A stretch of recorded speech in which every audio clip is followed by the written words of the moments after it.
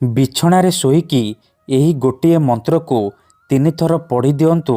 Guarantee ଦେଉଛି ସେ ନାରୀ 5 ମିନିଟରେ ତୁମ ପାଖକୁ ଆସିବ। ଯାହା ଚାହିଁବେ ତାହା କରିବ। ଯଦି ଆପଣ କେଉଁ ଝିଅ ବା ବିବାହିତା ନାରୀକୁ ମନେ ମନେ ଭଲ ପାଉଛନ୍ତି କିନ୍ତୁ ଯେତେ ଚେଷ୍ଟା କଲେ ମଧ୍ୟ ତାକୁ ପଟେଇ ପାରୁନାହାନ୍ତି, ତାକୁ ନିଜର ମନ କଥା କହିବାକୁ ଡରୁଛନ୍ତି, ଆଉ ଆପଣ ଚାହୁଁଛନ୍ତି କି ସେ ଝିଅ ବା ବିବାହିତା ନାରୀ ନିଜେ ଆସି ଆପଣଙ୍କୁ ଭଲ ପାଉଛି ବୋଲି କହୁ, ତେବେ ଆଜିର ଏହି ଭିଡ଼ିଓଟି ଆପଣଙ୍କର କାମରେ ଆସିବ। କାରଣ ଆଜିର ଏହି ଭିଡ଼ିଓଟିରେ ମୁଁ ଆପଣଙ୍କୁ ଶିଖେଇବି ଦୁନିଆର ସବୁଠାରୁ ଶକ୍ତିଶାଳୀ ନାରୀ ମୋହିନୀ ବଶୀକରଣ ମନ୍ତ୍ର। ଏହି ବଶୀକରଣ ମନ୍ତ୍ରକୁ ଯଦି ଆପଣ ନିଜ ବିଛଣାରେ ଶୋଇକି ମାତ୍ର 3 ଥର ପଢ଼ିଦେବେ, ଗ୍ୟାରେଣ୍ଟି ଦେଉଛି ସେ ଝିଅ ହେଉ ବା ବିବାହିତା ନାରୀ 5 ମିନିଟରେ ତୁମ ପାଖକୁ ଆସିବ। ଯାହା ଚାହିଁବେ ତାହା କରିବ। କୌଣସି ପ୍ରକାର ବାଧା ଦେବ ନାହିଁ। ନମସ୍କାର ଫ୍ରେଣ୍ଡସ୍, ଓଡ଼ିଆ ଫଣ୍ଡା ଚ୍ୟାନେଲକୁ ଆପଣମାନଙ୍କୁ ସ୍ୱାଗତ।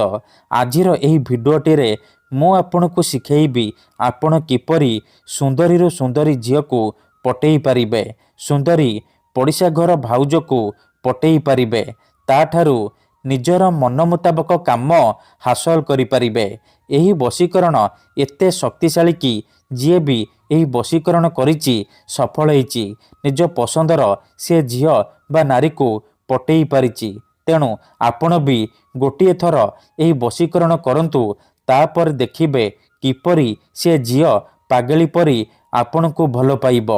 ଯେଉଁ ବିବାହିତା ନାରୀକୁ ଆପଣ ଦିନରାତି ଭାବୁଛନ୍ତି, ସିଏ ନିଜେ ଆପଣଙ୍କୁ ଫୋନ୍ କରିବ, ହାତ ଧରିକି ରୁମ୍କୁ ଡାକିବ, ଯାହା ଚାହିଁବେ ତାହା କରିବ। କୌଣସି ପ୍ରକାର ବାଧା ଦେବ ନାହିଁ। ଏହି ବଶୀକରଣ ସାହାଯ୍ୟରେ ଆପଣ ଶାଶୁ, ନଣନ୍ଦ, ଦିଅର, ଭାଉଜ କାହାକୁ ବି ପଟେଇ ପାରିବେ, ତାଠାରୁ ନିଜର ମନ ମୁତାବକ କାମ ହାସଲ କରିପାରିବେ। ଏଥିପାଇଁ ଆପଣଙ୍କୁ କୌଣସି ପ୍ରକାର ମନ୍ତ୍ରତନ୍ତ୍ର କରିବାକୁ ପଡ଼ିବନି କିମ୍ବା କିଛି ବି ପଇସା ଖର୍ଚ୍ଚ କରିବାକୁ ପଡ଼ିବନି। ଆପଣ ଯେତେବେଳେ ରାତିରେ ଶୋଇବା ପାଇଁ ଯିବେ, ନିଜ ବିଛଣାରେ ଶୋଇକି ଏହି ମନ୍ତ୍ରକୁ ମାତ୍ର 3 ଥର ପଢ଼ିଦେବେ। ତାପରେ ଦେଖିବେ ଚମତ୍କାର। ଯେମିତି ଆପଣ ଏପଟେ ମନ୍ତ୍ରକୁ ପଢ଼ିବେ, ସେ ଝିଅ ହେଉ ବା ବିବାହିତା ନାରୀ ଆପଣଙ୍କ ଆଡ଼କୁ ଆକର୍ଷିତ ହେବାକୁ ଲାଗିବ। ଯେପର୍ଯ୍ୟନ୍ତ ଆପଣଙ୍କ ପାଖକୁ ଆସିନି, ଆପଣଙ୍କ ସହିତ ସମ୍ପର୍କ ରଖିନି, ସେ ଖାଲି ଛଟପଟ ହେବ। ତେବେ ଏହି ବଶୀକରଣ କରିବା ସବୁଠାରୁ ସହଜ।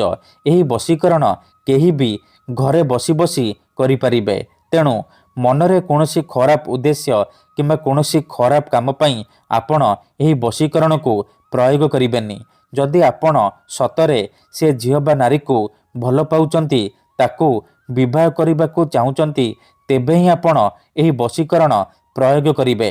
ଅନ୍ୟଥା ମନରେ କୌଣସି ଖରାପ ଉଦ୍ଦେଶ୍ୟ କିମ୍ବା କୌଣସି ଖରାପ କାମ ପାଇଁ ଆପଣ ଏହି ବଶୀକରଣକୁ ପ୍ରୟୋଗ କରିବେନି।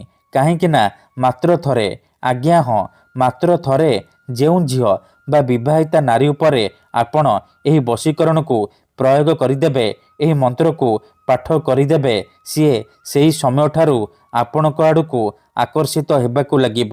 ପାଗଳି ପରି ଆପଣଙ୍କୁ ଭଲ ପାଇବାକୁ ଲାଗିବ। ଆପଣଙ୍କୁ ନ ଦେଖି ରହିପାରିବନି। ତେବେ ଏହି ବଶୀକରଣ ଉପାୟ ଆପଣ କେମିତି କରିବେ, ମୁଁ ଆପଣଙ୍କୁ ଶିଖେଇବି। ସମ୍ପୂର୍ଣ୍ଣ ପ୍ରୟୋଗ ବିଧି ଠିକ୍ ଭାବରେ ଶିଖେଇବି। ଜାଣିବା ପାଇଁ ଆପଣ ଏହି ଭିଡ଼ିଓଟିକୁ ଶେଷ ପର୍ଯ୍ୟନ୍ତ ଧ୍ୟାନ ସହିତ ଦେଖନ୍ତୁ। ଠିକ୍ ଅଛି, ତେବେ ଯାଇକି ଆପଣ ସମ୍ପୂର୍ଣ୍ଣ ପ୍ରୟୋଗ ବିଧି ଜାଣିପାରିବେ। ଅଧାରୁ ଛାଡ଼ିକି ପଳେଇଲେ କିମ୍ବା କାଟି କାଟି ଦେଖିଲେ ଆପଣ କିଛି ବି ବୁଝିପାରିବେନି।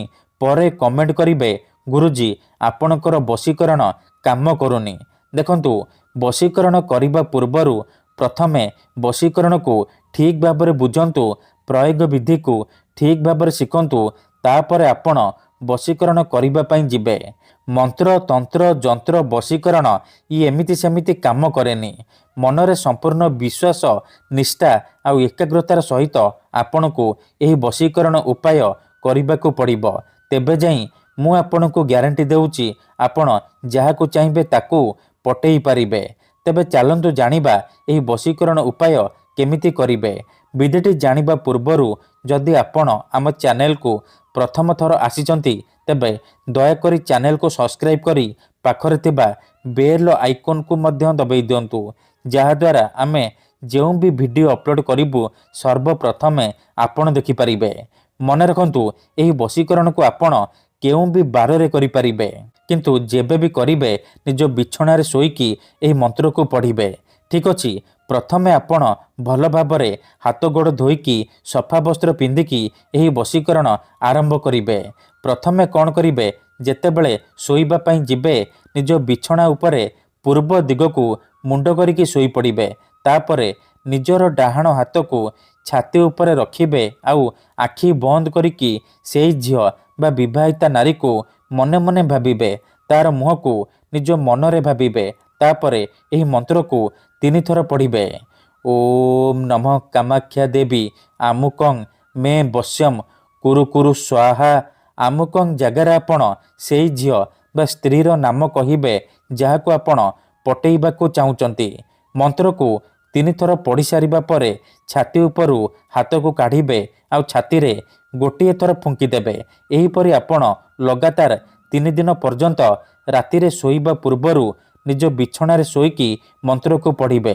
ମନେ ରଖନ୍ତୁ, ପ୍ରଥମ ଦିନରୁ ହିଁ ପ୍ରଭାବ ପଡ଼ିବା ଆରମ୍ଭ ହୋଇଯିବ।